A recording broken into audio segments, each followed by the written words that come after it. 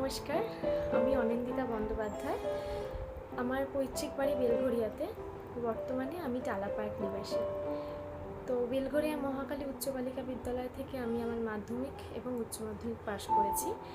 পরবর্তীকালে আমি ভৈরব গাঙ্গুলি কলেজ থেকে আমি গ্র্যাজুয়েশন কমপ্লিট করেছি।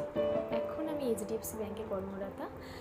এই গল্পটা লেখার প্রেক্ষাপট বলতে গল্পটা একদিন 25শে বৈশাখে সন্ধ্যেবেলাতে আমি বাড়ির জানলায় বসেছিলাম। তো সেখানেই দূর থেকে রবীন্দ্রসঙ্গীত ভেসে আসছিল, যা হয় রবীন্দ্র জয়ন্তীতে রবীন্দ্রনাথের গান দূর থেকে ভেসে আসছিল।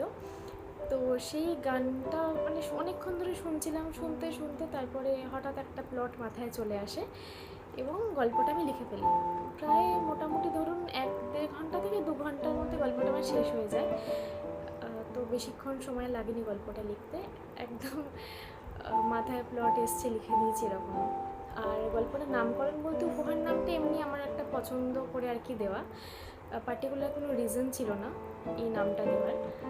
ভালো লেগেছিলো, দিয়ে দিয়েছিলাম। বলতে পারেন এটা আমার একটা তরফ থেকে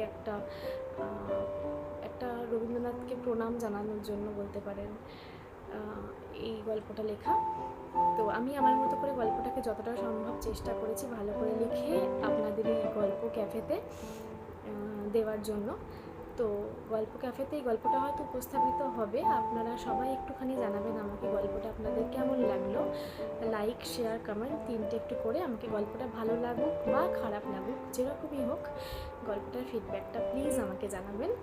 আমি ওয়েট করে থাকবো ফিডব্যাকটার জন্য। Thank you.